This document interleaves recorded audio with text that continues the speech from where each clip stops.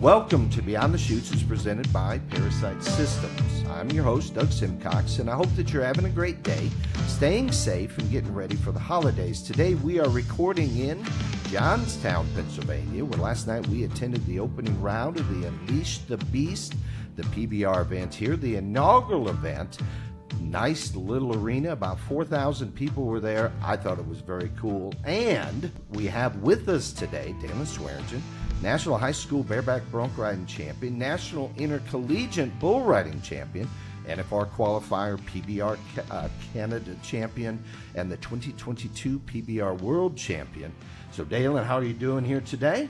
Oh, I'm doing good today. Thanks for having me on. Great to have you on here. And I got to introduce my co-host, Mr. Sam Swearingen, two-time saddle bronc riding champion, North American Rodeo Commission. He's with us here today. Hello, Doug. This is going to be interesting. Never thought I'd do something like this before with the boy sitting across from me. With the boy sitting, yeah, so father and son, we're going to do this. Great event last night. I loved the energy. It felt like the kind of stuff we do back east, you know, when we were doing stuff. What'd you think of last night's show? Oh, yeah, I thought it was really cool kind of coming. This is definitely a smaller venue than we normally go to, and but I thought it was a great bull riding. They had a lot of great bull rides, and the crowd was really into it, it felt like, and it was a good bull ride. And I don't know if you know this, but your father and I were on the big screen a few times. We were dancing and singing. I had to tug on him to get him to sit back down. And he's like, no, I want that fan of the night belt buckle. So you were on a bull last night, Cy Young. Talk a little bit about your bull ride. Yeah, Cy Young, he's a really good, really strong bull around the right. Where that bull come from, they raise a lot of them big bulls that are, and just kind of got me a little, got my feet a little bit and got me whipping my upper body a little bit. And but I'll take him again later on in the year. Yeah, so what would be the game? Oh, first off, for our listeners, as you make a ride, you get off, you go back through the ride, I'm guessing, you watch some video, whatever it may be. What's your program at that point? You know you're going to get back on the bull. What's the thought process? Just kind of fix the mental mistakes that you made there and move forward in the best way you can. You know, that was the first start. This is our first 3-day event this year. So there's still 2 more rounds in the short round. So you just kind of got to move on and live and learn and fix it and move forward. And you can move forward pretty quickly? Yeah, I try to nowadays. I feel like the quicker I can let go of it, the better I'm going to be tomorrow. And so that's what I've been working on doing lately. Okay. Set aside, take what you need, and move on. Wonderful. What bull do you have tonight as we go back there? Tonight I got a bull from Blake Sharp again, Boomerang, really good bull. They've been a bunch of points on him. He'll normally around the left and then probably change it up right towards the end and go back right. Okay. And I'm going to step back a little bit because I usually would ask this question of your father every time we do a show. Daylon, how are you feeling? I've been feeling pretty good. I've been really staying diligent and doing my stretches. Like my hips get really tight, really pretty easy. And there was 5 of us packed in a car coming from Pittsburgh over here yesterday in gear bags and stuff. But I got a little tight. I was a little sore yesterday, but I feel good today. I did some yoga and went and sat in the sauna, and I feel good and ready to go today. So yoga? Yep. When did you start doing yoga? I've kind of always done yoga a little on and off, and but lately I've really been trying to do it. I've just been trying to do a little bit in the mornings and just trying to stay a little bit more flexible and stay loose. And how does that help your thinking, your mind? I think it helps it a lot. You know, yoga is like a stretching, but it's like a long period. You're holding it's a workout too. And I think working out just helps my mind. Like I know I'm putting in the work and I'm doing everything I can do and trying, every time I go in the gym, I want to be working harder than anybody else, Jose, Cooper, Sage. I want to be working harder than them at that time. So what is your daily workout when you're back home, Monday through Thursday, let's say?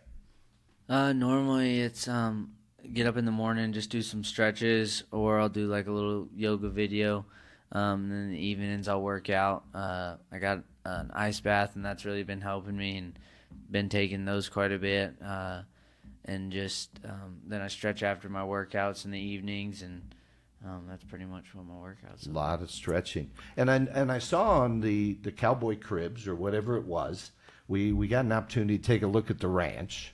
And one of the rooms that you had is the wrestling room. You were a high school wrestler, right? Talk to our folks a little bit about how you got involved in wrestling, how it's influenced your bull riding. Oh yeah, we did a lot of wrestling growing up. Dad, he'd take us to 2 or 3 practices a day, and but I mean, we were always wrestling, and I got good wrestling mats down there, but it's really hard to find people that want to wrestle, and pretty much Colton, Call, and Chase, they're all quite a bit bigger than me now, so that I wrestle with them, and they're whooping me up pretty good, Yeah. But I got like a little gym, and I work out on the wrestling mats, kind of like my hips get sore really easy, so anytime I can lower the impact on my workouts, that's what I've tried and been kind of doing. Yeah. And I listened to a podcast not so long ago, and you were talking about the effects of wrestling and how it influenced your riding. You talked about wrestling shape, and then you also talked a little bit about bull riding shape. Are they similar? I think they are similar, but they're totally two different things. Like you can be in pretty good fitness shape and not be in good wrestling shape. Get out there and you're using muscles that you never used before, and it's the same thing in bull riding. Like my groins and hips, they get sore real easy, and the more bulls I get on and the looser I stay, and like after that ride is if I can go back and get loose, I'll feel better the next day, and those muscles are still getting stronger. Yeah. And cardio, you work on cardio and that sort of thing? I work on cardio a little bit. Being with Austin Dillon and working with the Childers training, we're really not in a sport where we need great cardio. We still need to have our cardio up, just like anything, fitness-wise. But we're getting on a bull for 10 seconds, so it's like straining everything you can for those 10 seconds. So really working on, like, if I get on a bike, like, going hard for 30 seconds or something like that, and then doing a little recovery, and the way it like moves your heart around. I don't really know all the stuff behind it, but I'm listening to the people that know a lot more than me and learning from it. So being with Austin Dillon, of course, we're talking about Richard Childress Racing and all of that. That's opened up some doors for you. You've got some resources you didn't have before? Oh yeah, for sure. Kind of in the team deal, my hips were really bothering me, and so I went out there and stayed for 2 weeks, and they got physical therapists that work there, massage therapists, a great trainer, and we were going in there and working out, and I really got to feeling good, and then go back to the first event of the back after 2 weeks of working out there, and I hurt my shoulder and stuff, but then it restarted again. Okay. But it's all part of it. Part of it, absolutely. I've seen videos of you go-kart racing, so you're getting more into the racing mindset? Oh, yeah. I've been to a couple races and been down on the pits, and there's so much that goes into a race. I'm very thankful that when I climb on a bull, it's only on me. There's no strategies. There's no knowing when to pit, when not to pit. It's all on me. I climb down on that buck and shoot, and I'm thankful for that for sure. You bet. And we got a lot of fans that are big NASCAR race fans, right? And of course, Richard Childress, Dale Earnhardt Sr., number 3, the Intimidator. Have you been able to see some of the cars, some of the memorabilia from his era? Yeah, over there at RCR, they have a great museum, and they go through every single car pretty much, and it's really cool. You got to take a whole day to go through it because there's a lot of information in there, and but it's crazy how Mr. Childress has built that up from, he started just with his one car, and look where he's at now. He's, partnered on multiple different race teams, and it's pretty cool. And we went to the go-kart track. We've been there twice now, and we went once when it wasn't raining and once when it was raining. Yeah. And it was like night and day difference. Like, I spun out every single time around there. In the rain. Yeah. And then the other time, I think I was the fastest bull rider. Austin, I felt like I was going as fast as I could go, and Austin was literally bumping me in the back. Come on. And I'm thinking I need to go faster, so I go faster and faster, and then I get in a turn, and then I wipe out. Because he's pushing me. He pushed you into a corner? No, he didn't push me, but I felt like I had to go faster because he's bumping me, and I'm on the floor, and I don't really know. Yeah. So when you get off and you've got somebody that's bumped you and got you a little angry, do you keep your helmet on during the fight, or you take it off during a fight? What's the... I'm keeping it on. From here on out, I'm keeping it on. At least I taught him something. Absolutely. Keep the helmet on. Yeah, hurt your hand, not my head. And I watched this on TV, and I'm like, there's some stuff that he learned in Benton, Pennsylvania, when we used to go there and go to the go-kart track. Yeah. I saw some of that coming through. Oh, yeah. Yeah. So it wasn't like the first time on a go-kart track, right? Yeah, no. You were rolling. But so what's been surprising for you with the connection with NASCAR?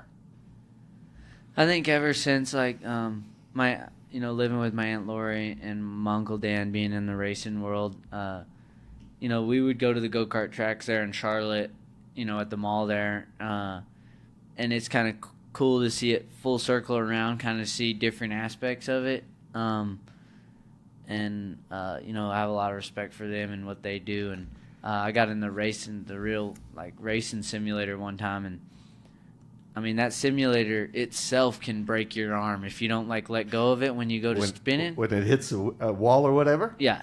And it's a lot more traction. There's a lot more happening than that car that you think. And getting in there and, he didn't even have all the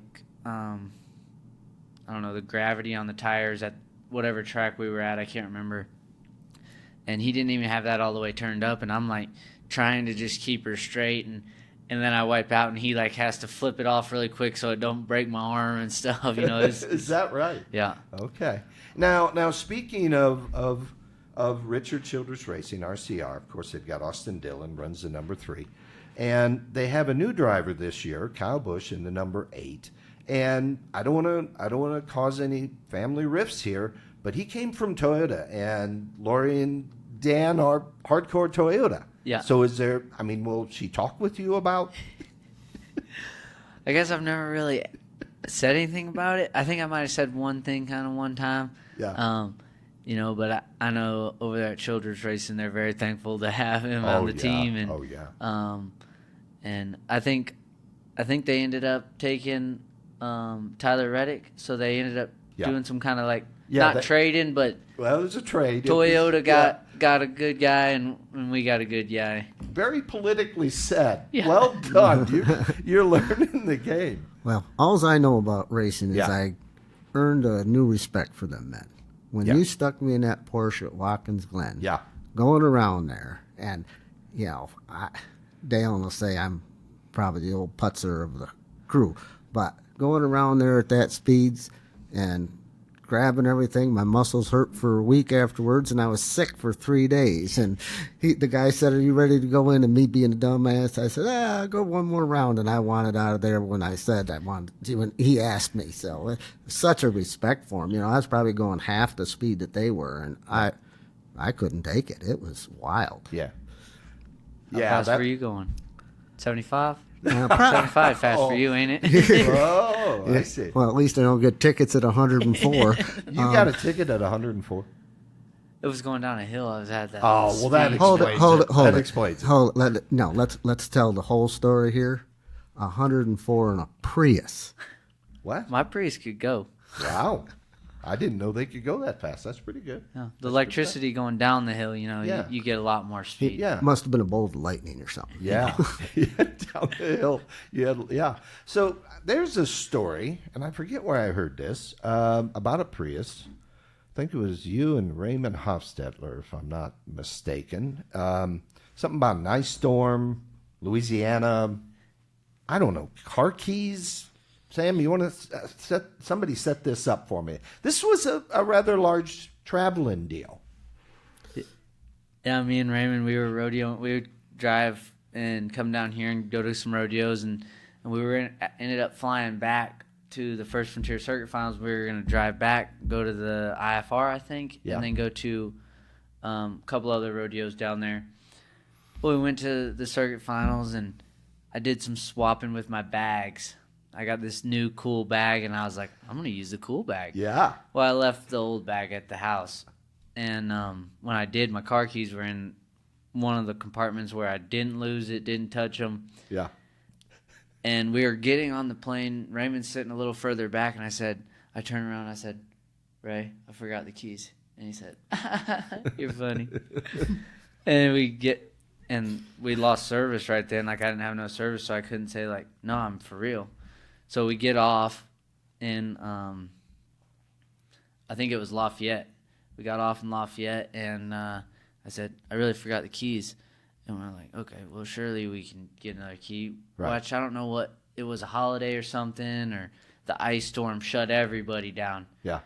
And nobody, the way that key was, I guess nobody had a Prius key around there that they could fix or something. Yeah. So we were stuck in this one hotel for probably 4 or 5 days, and then they sent it back, and Well, you had to get to Oklahoma City, right? Yeah. And how many hours was that from where you were? I don't know, it was probably 6 or 7 hours. 12 hours. Close. 12 hours, it's close. I mean, 12 hours, right? No big deal. And how did you get to Oklahoma City? Did y'all come get us? Yes. Yeah. Yeah, I called Daylon, and I knew they were having trouble. We're having the keys sent out overnight or something. Yeah, with ice. But there was a holiday or something was going on. Yeah. Might have been the first. No, it was after the first. Anyway, the keys, maybe it was the ice storm. They couldn't guarantee the weekend or whatever. But I said, now, Daylon, are you sure? I've just drove to Oklahoma City. I'm in Oklahoma City. And I said, are you sure you're good? Yeah, we got a bus. We're good. We're good. I said, okay, I'm going to bed. Well, about maybe an hour later, Dad, can you come get us? Yeah, now I remember. We were sitting we got a Greyhound, and me and Raymond are sitting there, and we're like, there's no one else here. It's like 11 at night. Yeah. Surely this bus is about to come. We might be the only ones, but this is just their stop. Yeah. So we waited probably till 12:30, and we were there for a while. There was one bus there. We went and knocked on it. Nobody was there. And I guess because the ice storm, they don't know what to do with the ice and snow and stuff. And so we're like, all right, well, we're going back to the hotel. And we called them. I remember.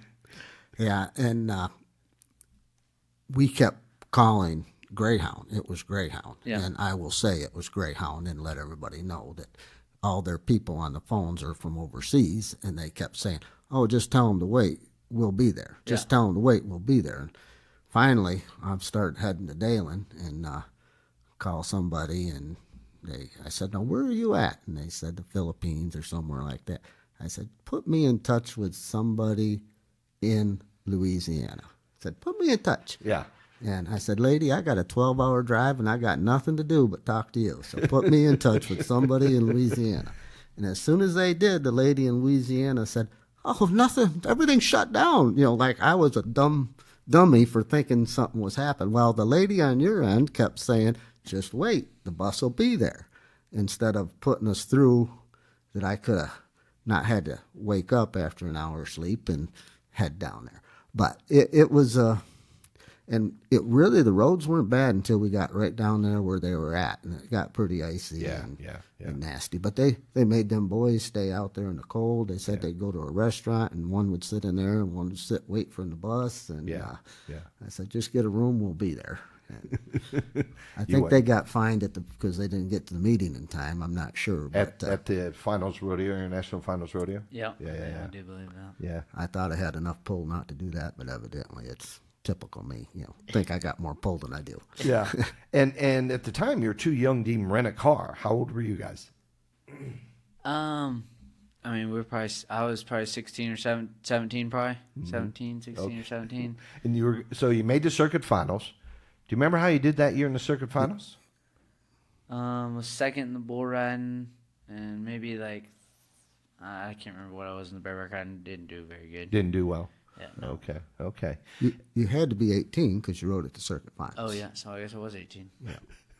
The years just run together. Yeah. I mean, you've had a pro career since you were like 12, right? So speaking of that, when I first met you, you're probably 10 years old, riding junior bulls. Probably met at, I was trying to remember, Benton maybe, or Clarkston, New York, or something like that. Yeah. And you were riding bulls, junior bulls, and then you moved up to the senior bulls like at 15, 16. You're getting on the real stuff. So talk a little bit about your progression and of course, working for Rawhide Rodeo. A lot of folks don't know you weren't just out running around to rodeos. You were a businessman back then. Yeah, we didn't. I didn't rodeo like all full time. Really, I mean, we rode like we were full time rodeoing, but we would get on, at any time Dad didn't have enough people. We would get on more bulls that day, or that's pretty much where I got on practice bulls and practice horses and it's kind of where working on the back pins. Right. And then once I finally started entering, then I kind of wasn't as running around as near as much. Is that right? That was kind of a little bit easier for you?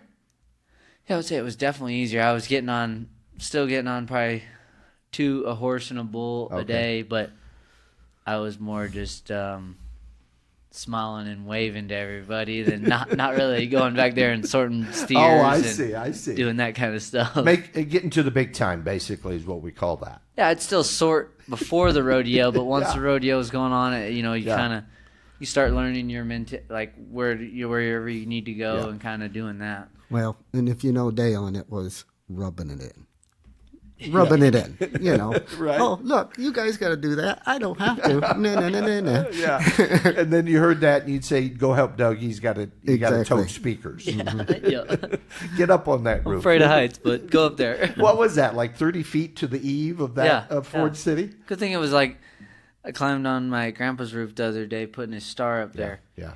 And I don't know pitch and all that, but the pitch on that roof is like crazy. Yeah. At least Ford City was like a nice pitch. Yeah, it was. At least.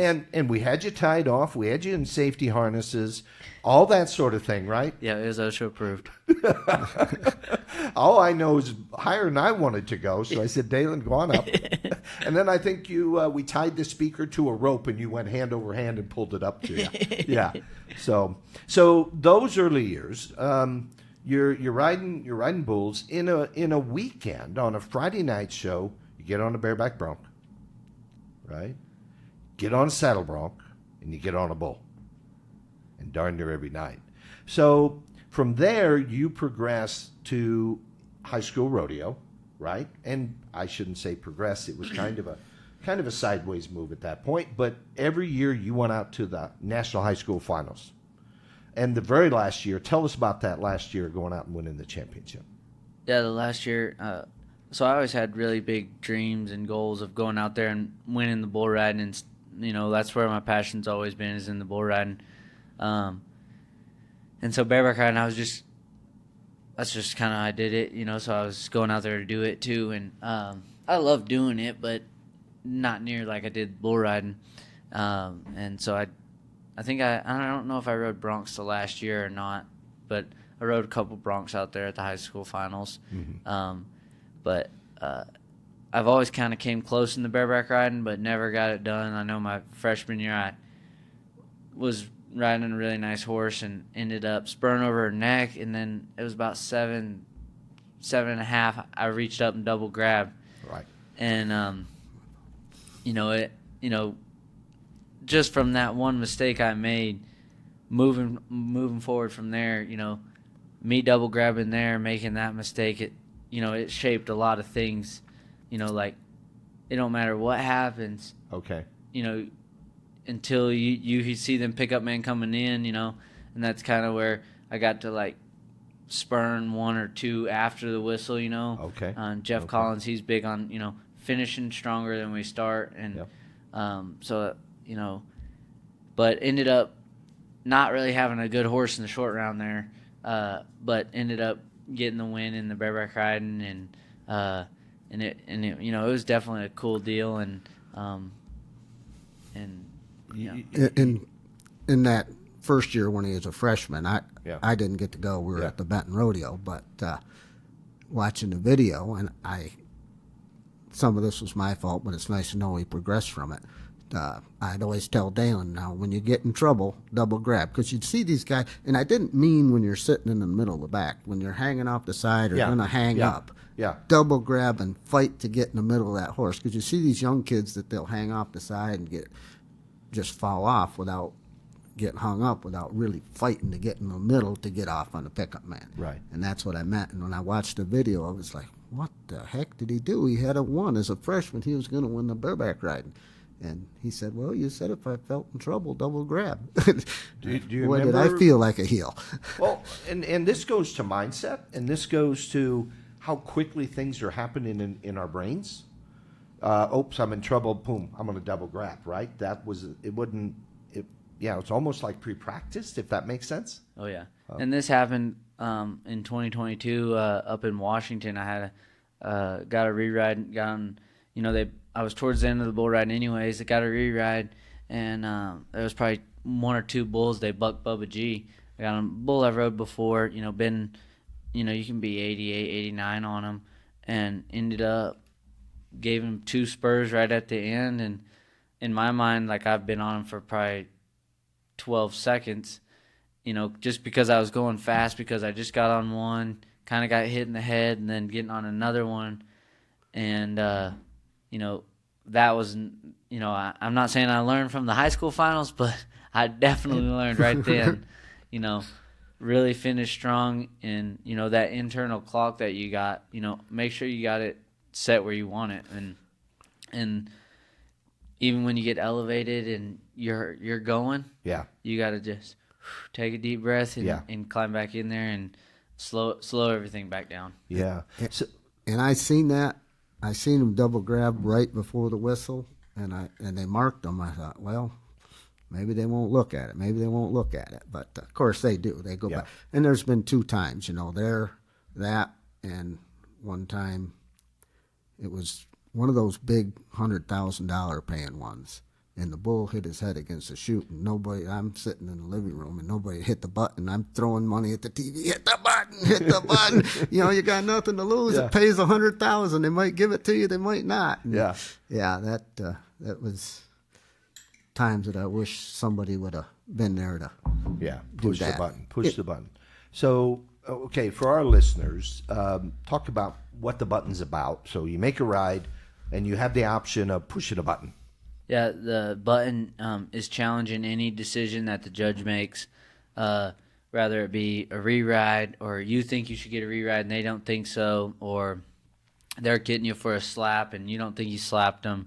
You go over and hit the button. Any bull rider can hit the button. I know Eli Vasbinder's hit it a handful of times for me, and it's cool to have those guys in the back. Like, they're just as invested in as you are, and definitely with the teams, the coach can throw the flag, same thing as hitting the button. He's challenging in their reviews, but nowadays with all the angles they have here in the PBR, they pretty much catch everything before. There's a lot of gray area in some of their decisions. Yeah. Like with bulls hipping themselves, The clock normally starts and stops at the same time. My rope's pretty sticky enough, so if I'm in the air, my hand's probably tied to something of that I use, and so I'm normally good there. But the hitting themselves and kind of them bulls giving you a good start is probably the biggest one where you see challenge and stuff like that. Okay, and a couple things. We talk about the rules say on the back of the bull, hand in or a hold of the bull rope. The time stops when you touch yourself or the bull with your free hand, or you touch the ground. So you have a hold of the tail of the bull rope, and time's still going. Have you ever looked, how many seconds can you get in the air before you hit the ground? I think my longest time was on, in my mind, the greatest bull of all time, Sweet Pro's Bruiser. I ended up not riding him. I ended up flying in the air for a full second. Second. A second is a lot when it comes down to it, Yeah. And but that bull gets in the air so much where you can't do it in any other bull. That wouldn't have probably worked because he would have been hitting the ground as soon as.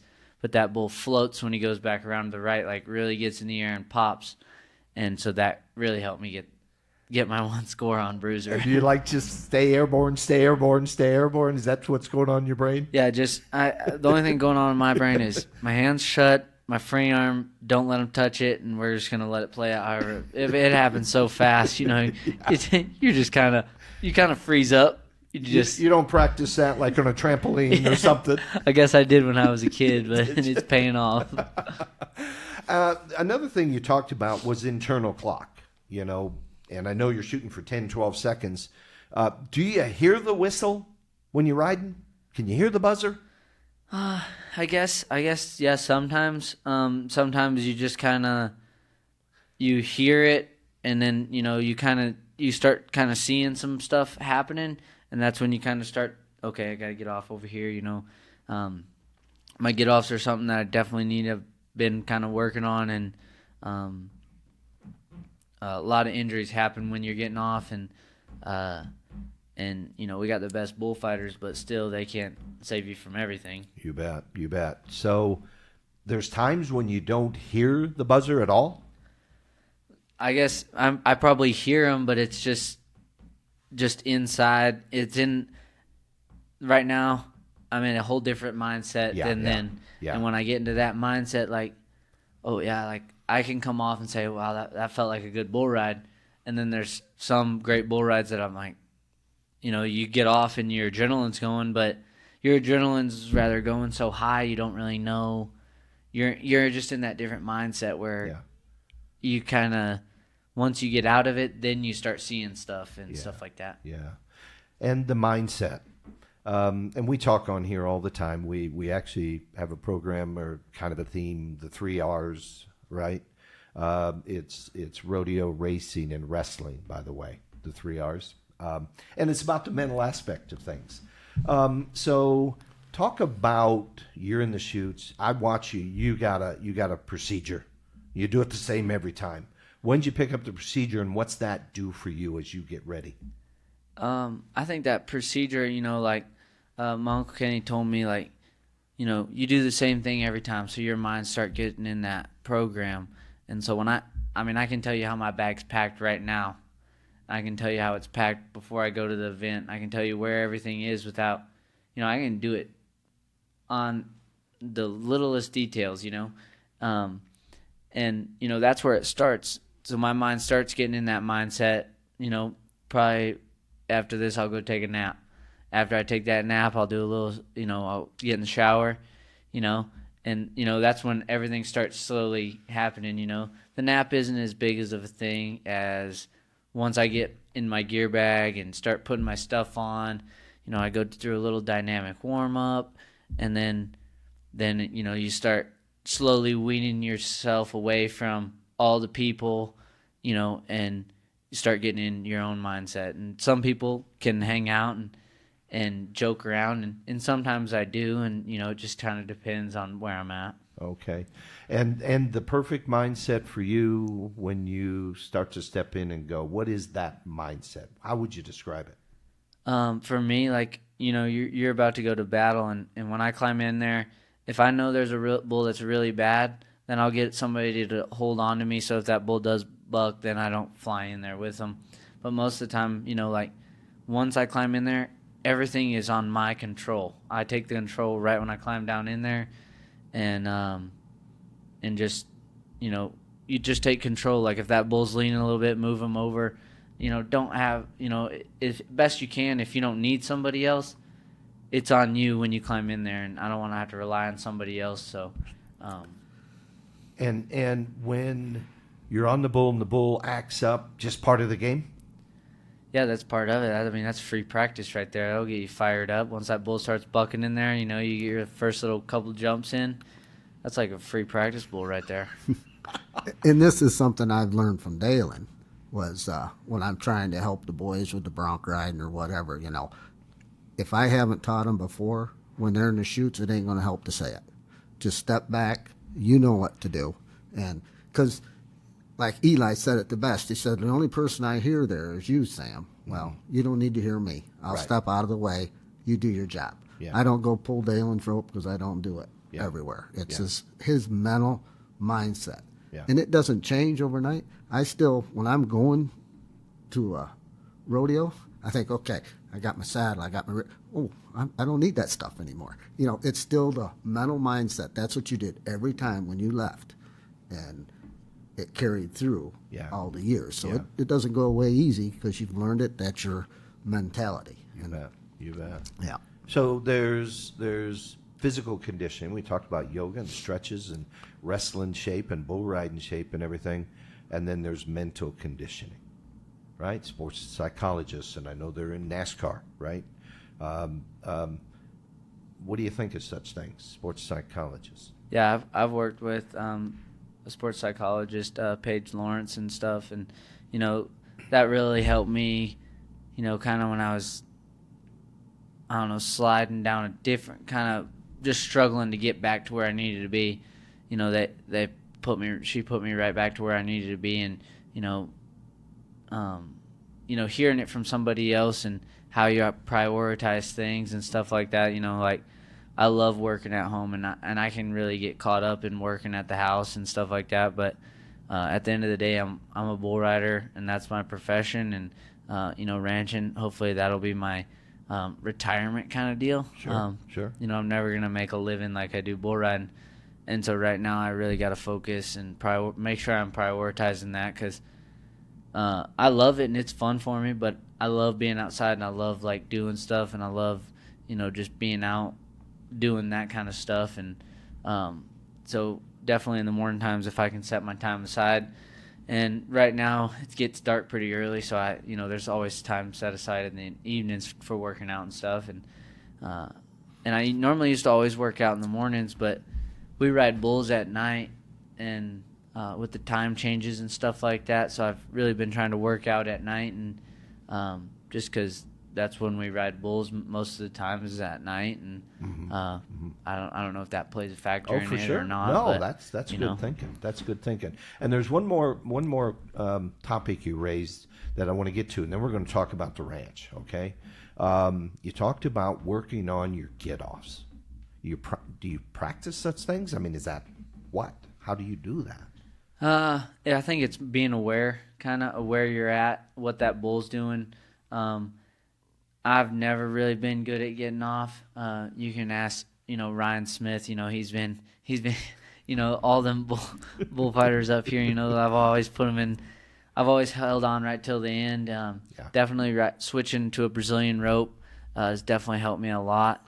I will hang to them for a little bit, but it does release. But just knowing the bull rope, kind of what that bull's doing, and that's the biggest thing is just kind of knowing where you're at, what the bullfighter's doing, where you're at in the arena. Are you in a corner? Are you near a panel, buck and shoot? Where you're at, You bet.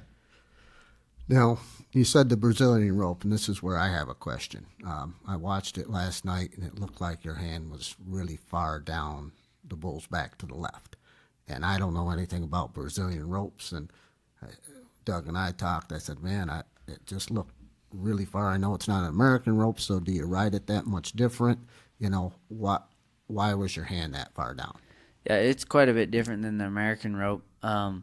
That Brazilian rope, it pulls from the opposite side, so everything is it pulls to the middle, where the American rope pulls to the outside. I see. Yeah. So with that being said, so I pull it down there a little bit further, because once for me, I do the block, and then I do 2 fingers, and then that bull's centered back. Okay. Which that was a bigger bull last night, but you never really see it. You see, I do pull it down there, and you can look at Sage, he pulls it down there, but once we're about to go, we'll pull it to us, and normally it'll come probably about 2 fingers, 2 to 3 fingers. More towards the center. To the center. Really? But if it comes more, say that block comes on the other side of that, so now you're on the right side, that block's on the right side, that bull goes to the left, or into my hand, it was to the left. Yeah. Then that block comes over, and I could be riding my rope, but I'm just hunched up because I'm riding that rope on the right side, where if it's down there, I can kind of pull it over. I can still get around there, and just kind of learning from Silvano where they put their ropes and stuff. That's just kind of what I've been. Wow, I had no idea. And see, neither did I. And I said, it just looked like it was low to me, but who am I to pick? I don't know anything about the Brazilian rope. Another question I have before you get on to your next thing. You got Sage and Cooper on your team, 2 guys that really are intelligent about bull riding. Have you been taking stuff from them? Because when they got Sage, I was tickled to death. Here's a man that's been there, done it. It's got a good head on his shoulders, and I think he will help Daylon. Am I right? Oh, yeah. Definitely, when we had the training camp, we all sat down and we all learned what makes everybody click. And, Sage and Coop and Josh, and Jerome, they all put their own inputs in there. And then, Sage rides bulls so effortlessly away from his hand. And so I've been kind of talking with Sage and trying to get up over these bulls a little bit, getting on the drop barrel, riding it more like Sage. Like Sage can get on that drop barrel and just sit there all day and just ride that thing and not move, not do anything. I don't know if he reads books or anything on there, but I guarantee he could if he wanted to. And so that's kind of where I've been trying to go and trying to get there. And, Josh kind of shows some videos of what he does when he trains. And in my opinion, Josh is, this year at the NFR, I think, Sage has definitely been riding really good. And Josh, I was watching a video today that he sent to the group, and I don't know how many bulls he's been on in the last little bit, but it's definitely been over probably 30 bulls. It was a 6-minute video of just bull riding, just getting ready for the NFR. Really? And, so Josh is definitely in bull riding shape. And he rode good last night at the NFL. Did you? Okay, yeah, good. Him and Sage. Sage just made it look ridiculous easy, but he didn't have a great bull either. Yeah. But they did. That's all you can do. The mindset is you got to beat one thing, and it's nobody else but the bull. Yep. And your dad raises an interesting point. When we look from the outside, and teams has changed this a little bit, but when we look from the outside, Daylon's versus all these other riders. He's got to beat all these other riders. Talk a little bit about how the riders get along and that sort of thing. Is it are you thinking, I got to beat this cat? No, I don't think it's that at all. At the end of the day, we're getting on against the bull, and I love seeing, Sage go out and ride, Boudreaux go ride, Eli go ride. I like watching all them guys go ride, Jose go ride. That's what makes this sport different. You don't see another sport where competitors are out there helping each other get on bulls and cheering them on, and you can look back there, at the best rides ever to be, and those guys on the back of the buck and chute are hooping and hollering just as loud as the people. They're feeling that same feeling, and I feel like that's kind of what makes this sport so unique and so cool. Is everybody loves helping everybody, and they want to go see them win, and nobody really. I mean, you could be winning a bull ride, and there'd be 2 bull riders left, and you're still wanting them guys to go win. That's not how you want to win. You don't want them to fall off. You want to win because you want it. Yeah. Let your dad put the hex on him. But there was one time Daylon came to me, and we had the place in Georgia, and he said, well, I'm going to make the Southern circuit my circuit. I said, why are you going to do that? It's so easy up here. You'll knock them dead, He said, you're only as good as your competition is what you told me. Yeah. I said, well, I can't argue with that. And then look what it has done for them. So outstanding. Outstanding. Just you're only as good as your competition, people. If you want to play in the small pond, that's where and there's nothing wrong with playing in a small pond. Don't get me wrong. If you got obligations or if you want to move up, you have to use that as stepping stones. Absolutely. To get to the right place. You bet. I think the biggest thing is just not getting content wherever you are, kind of, like after I won the world, we went to team bull riding. I started getting a little sore, but I knew I had a goal coming back that next year, and I was like, okay, I want to do it again. Okay. And so, I kind of pushed through some soreness where I should have went back and took a reality check on myself and went to feeling good and then went to go. But, I kind of got complacent I kind of got complacent in wanting something so bad, but not really feeling how I felt. And, there's different ways of looking at being complacent, and you just have to, really dig deep and figure out what's making you tick. Absolutely. And when you say complacent, health-wise, injury-wise, that sort of thing, mindset-wise? Yeah, mindset-wise, kind of what you're doing, somebody's always out there working harder than you, so you got to outwork harder than any. Today I did yoga and did all that. Tomorrow, if I don't choose to do that, somebody else might be doing those stretches, might be doing that workout before they go get on that bull, and their body's feeling better. And I mean, it's easy. The biggest thing, I got to where I'd be getting sore, and I'd say, okay, I just need to take a couple days off. And sometimes that is the case, but sometimes motion and moving is your biggest, and feeling better, that's the biggest thing that's going to get you feeling better, is moving and loosening those sore spots up and really eating right. And, there's a lot more that goes into the body than just feeling good on the outside. Yeah. What goes into your body that definitely plays a factor. The therapy of work. Yeah. That's therapy. Working out, it will loosen you up, keep you moving. It just, what it does to your mind when you did it. Oh, I did it. It's good. You bet. It's good. You bet.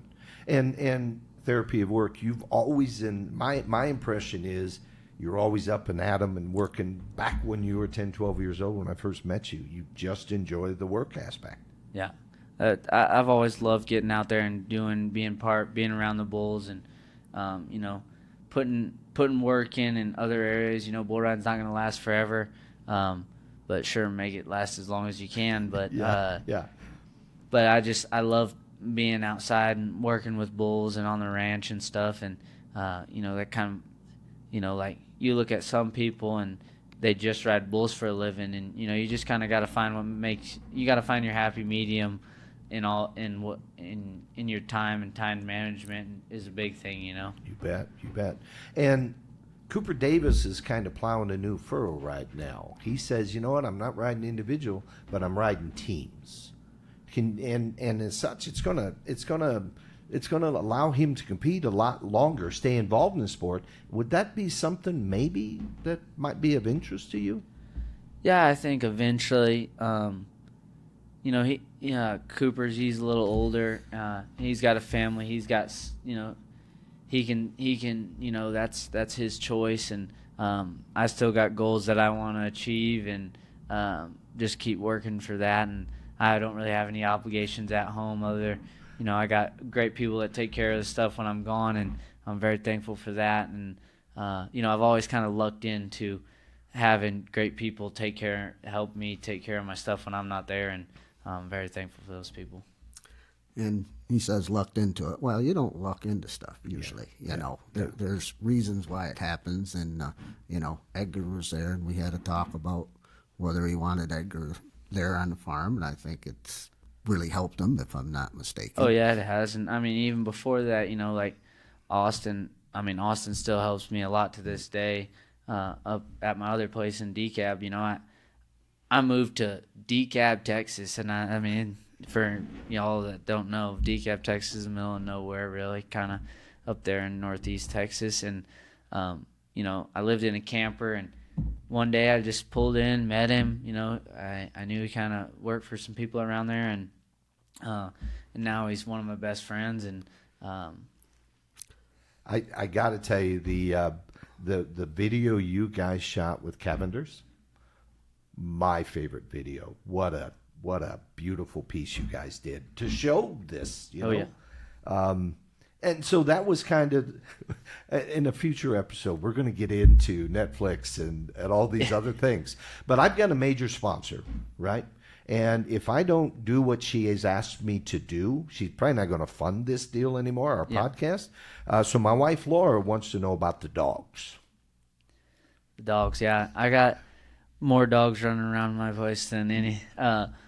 I got 5 working dogs, that they stay in kennels and work them when I want them. We'll get them out, and normally they work pretty good, and some days they don't. But my brother's dropped off a dog now, Cass, and she hangs out there. She's a guard dog. She's a good guard dog. And then I got a little house dog, Theo. And Theo, he's not a true house dog. He loves being in the house. Once it's dark, he's ready to go inside. But during the day, he'll be outside hanging out with Cass, and they'll be running around. He's like a little cow dog. He'll go up in there and, he'll chase the bulls and bark at them. Normally the opposite way that I need him to go, but they don't really mind him because he's so little. Yeah. So the working dogs that you have in kennels, these are pretty highly skilled, highly trained dogs. Yeah, I like to think that they're highly skilled and highly trained, but some days they're just not. But they definitely make where I can bring all my cattle. I can work everything. I can get everything in a pen, I should say. Okay. With me and my dogs, okay. And so it's pretty cool, like not having to rely on other people for that. But definitely still need some help when I'm going to work them and stuff like that.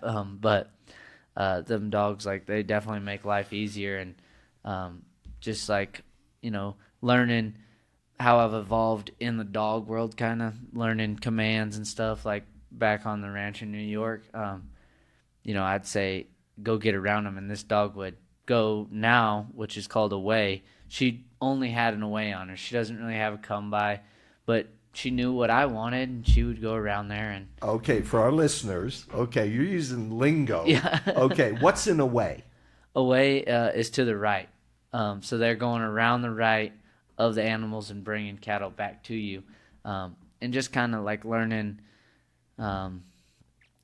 There's different deals for everybody, but how I've learned how to train dog a little better. And I'm not saying I'm a dog trainer by any means. I send my dogs, most of them, to get trained. I've trained 2 dogs in my life, and I'm very proud of those dogs. Yeah. But there's a lot more to going into. It's just like training a horse or anything like that.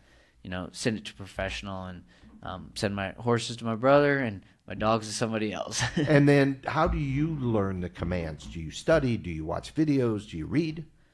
Yeah. So I've spent time with Joe Frost, my uncle. There's a lot of people. Dog training is just like anything. Training horses and stuff like that. There's a lot of different techniques and different ways to doing things. I just, you kind of got to figure out what you want to use your dog for, and how you want to make that dog work for you. Perfect. Yes, and I was against Daylon with dogs, because every time anybody would bring a dog to the farm and we'd try to work cattle or something with it. They chased them the wrong way. They chased them through fences. You know, it was like, he said, I want to get a dog. No, please, no. But he has made a true believer out of me. Okay. True believer. When them dogs, it just makes life so much easier. So much easier. And his one dog, Sassy, that he trained, it's just amazing. Yeah. Just amazing. Yeah. What a good dog. Yeah. Yeah. So what do you got for an operation down there? Cow calf? What are you doing?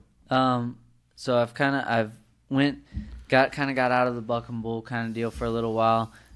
Just went to cow calf, just commercial cows and stuff like that, and now I've kind of slowly been getting back into the buck and bull industry, and look forward to the next couple of years with them. And but I still have some commercial cows and raising some Akaushi. What? Akaushi, it's like a type of Japanese breed of. It's like a Wagyu. It's just red. Okay. But I just put one of them bulls on my cows, so I'll have half bloods. But this is my first year actually getting calves. We're just I'm actually supposed to wean them calves coming up this week, and But I've definitely been learning a lot of different aspects. I work for a couple of people there in Silver Springs, and learning kind of how other people do things and stuff like that. It's definitely helped me. And going to school, I didn't finish my degree, but I definitely learned a lot being down there in Carthage and taking the land and ranch management and just about the cattle industry and stuff like that. Okay. Didn't finish his degree. I don't know why it means something to me, but I wish he would finish. I don't know why. Right. Okay. And doesn't matter, but we finish. Right. Oh, sorry. Didn't mean to take you into that one, Daylon. That's not what I was looking for. And then one of my final topics. I come from a long line of barbers. My father was a barber. His uncle was a barber. My sister's been a barber for almost 40 years. She's got a son that's a barber that's with her. Simcox and Company. She's got her nephew now. Eli's with. So we got Eli, Tommy, Debbie, my sister, and then Michael's in the shop there. Simcox and Company. We got to get you there one time just so you can check it out. Oh yeah. Your signed autographs up on their wall, just so you know, right? And it's right beside Kurt Warner's signed autograph picture. You know Kurt Warner? Uh-huh. Okay. So where was I going with this? Oh yeah. Tell us about the haircut. Yeah, so I think kind of when I'm in a little bit of learning curve for me, I always go get a haircut, and because whatever the confidence or something different, So I went and got a haircut. We were going through Kilgore, stopped at this barber, and this is the picture that I showed him, but in my mind, it was going to be a little more faded going up to the top. I still wanted to kind of rock the mullet a little bit. Yeah. But I think for whatever reason that haircut gives me the confidence, or just it gives me a clean slate. I feel like appearance is everything, and I feel good with it, and it don't really matter what other people think about it. I'm feeling good with it, so yeah. Perfect. I love it. It feels like you're having fun with it. Is what it feels like. Yeah. And who knows? There's probably kids out there saying, "Mom, this is what I want now. I want a Daylon Swearingen haircut." Oh yeah. I took a picture with my brother the other day, but he's kind of rocking similar to haircut. Got the mullet rocking in the back. His top isn't quite as long as mine, but so we're both rocking the mullets right now. It's not always fun when you lose control. Oh, how fun! It's very apparent. It's very apparent you're having fun, right? It feels like you got a great balance going on between the house and the road and everything, and that's important, dude. Oh yeah, for sure. Having that balance. So, anything I haven't asked you. Let me say it another way. This is one of my favorite ones. I don't know where I got this question. But you've been in a lot of interviews. You've been in movies and films, and you think Hollywood one day is where you're going to be headed? Something like that? Yeah, I don't think I practiced my lines quite enough in that one movie that I was in, or that, so I don't think so. No callbacks, you don't think? No. So you've been to a lot of interviews, and I got to ask this question. I'd like to ask this question. What's the one question that you've never been asked that you just sit there and go, it'd be kind of cool if somebody somewhere would just ask me this question. Nobody ever asked this question. You got anything comes to mind? Not really. I guess I kind of got one thing, nobody, so for up until this year, I've wore the same pair of boots for the last 4 or 5 years. There's been 2 pairs. They look identical. But when one gets holes in it, then I take it back and get it resold. But nobody ever asks, like at the PBR finals in 2022, I had tape on my boots. Nobody asked me, how come you're riding with tape on your boot? How come you don't just go get another boots? But, I feel like my feet, I don't know, like those boots, they just kind of hold a sentimental. I've worn them for so long, and this is the first year I've changed boots. Same type of boot. Okay. But a little different. Okay. Definitely a different look. And but I guess that would be the only thing. I know it's kind of weird, but no, that's a great one. They're actually getting resold right now, so we might see the red boots coming or the brown boots coming back. And reselling them, that's okay. They stay within the sentimental value and all that stuff. It's not changing your mindset towards those boots. Oh yeah, the look of those boots stays the same. The only thing that is new is underneath that sees all the dirt and the grime and stuff like that. Okay. Then go ahead. And those are the brown ostrich. They're not ostrich. They're I'm wearing like a dark brown ostrich right now with blue tops, but normally they're just like they're just like a buckskin color, kind of, I would say. I love that. Because he was eyeing mine up at the house over Thanksgiving. I said, don't touch them. Don't do it. And then final question. I see a lot of bull riders wearing the same darn pair of jeans, Wranglers, whatever. Do they ever wash them? Oh yeah, I think like I used to not wash my jeans, and when I was younger, and sometimes, like I do have a pair of jeans that I ride in. For this week, those jeans won't get washed. They'll get 5 or 6 bull rides this week, with going to Vegas and stuff. And but I think there's no such thing as having a lucky shirt that you only ride in. Like I don't crumble a shirt up and put it in your gear bag and want it to look good when you go. This is a judged event, so look good, present yourself good. I when I get home, I'll take these jeans to the starch and get them cleaned. Okay. And put them back on, and they'll feel just as good as they did the first time. You bet. Wranglers, right? Wrangler. Long live cowboy. Well, Daylon, this has been a hoot, dude. I am so excited you come on. We got more stuff to talk about. You know that, right? Oh yeah. Okay, but I know you got a routine today, so we want to be good about that. Sam, any last thoughts? Well, just thank you for what you're doing and playing with the kids and stuff like you did last night. It just makes it all worthwhile that you're doing the right thing as you grow up. Oh yeah. One of my favorite pictures, we were at the IPRA finals. You came up and you sat by us. You were probably 17 years old, your mom and dad and everybody was up there. And these kids were in front of you. And I'm like, dude, you realize these are your fans. And I took a picture of you. It's a wonderful picture. So thank you. Any final words before we say good day? Yeah, just thank y'all for having me on, and thank all the fans for listening, and just look forward to the next time. I'm excited.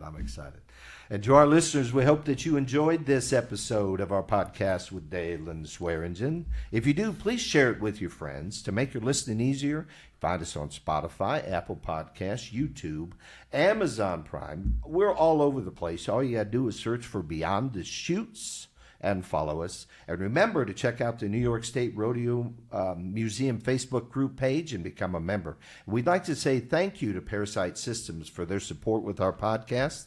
ParaSight System is a push-button diagnostic parasitic system For pasture animals, horses, cattle, goats, sheep, chickens, and for your companion animals, your dogs and your cats, you can find them at ParaSightSystems.com. And remember, we have a coupon that gets you 50% off your test kits, and it is BTC023. Simply go to ParaSight Systems, that's PARASIGHT as in seeing, sight. And this is Beyond the Chutes with Daylon Swearingen. and Sam Swearingen. this is Doug Simcox. Thank you for listening.